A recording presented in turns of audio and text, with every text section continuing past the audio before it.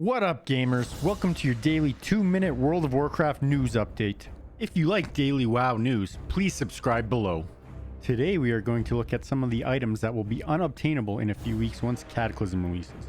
Some of these items to this day are very rare on retail, so for any collectors out there, now is your 2-minute warning to get on the job and farm these as soon as you can. Now the first few all come from the ZG 20-man raid that released with Classic that will disappear once Cataclysm comes out. The raid is turned into a 5-man dungeon in one of the first patches. The first is probably one of the coolest items to farm if you haven't already, the Swift Zulian Tiger. This mount is really unique and very beautiful. To this day, it's a sight to see on retail. I believe it sells for 10 million instantly if it hits the black market auction house, so the demand is still very high. So make sure to hit up ZG, which is soloable by most classes at this point, and take a shot at this mount. Beautiful mount. I don't have it yet. The next is the Raptor mount from the same raid. While not as visually unique as the Tiger, it is still a nice looking mount, especially if you're Alliance, as now you can ride a Raptor if you're playing on Alliance. Worth going for if you're in the hunt for the Tiger mount. It's a quick one extra boss, no problem.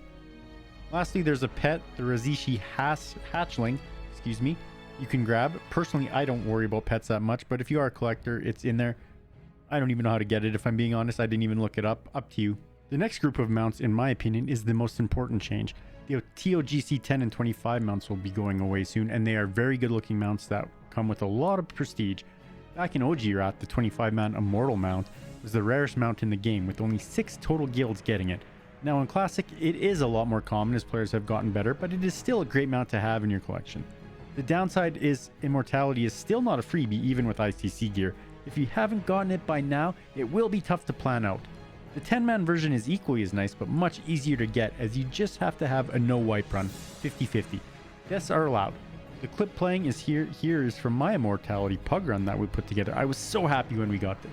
Next up, the 2 malygos mounts will return to being drops off of him, so you can farm these at your leisure at level 25 off malygos.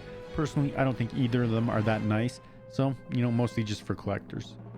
Ymiron's head will also go down to a 1% chance drop during Cataclysm. This mount was fairly big sign of prestige in OG Wrath, especially since mounts weren't account bound back then. But I do feel like with this mount being farmed as much as it has been on Classic, it's not that impressive, even if it is highly unique. Putting together a run for this will be tough, as people don't really run Ulduar that much these days, but it still is possible. Lastly, Invincible will drop down to a 1% mount chance as well. Much like Mim's head, it's not that prestigious this time around, as the accessibility is just so much higher with the amount of kills going around.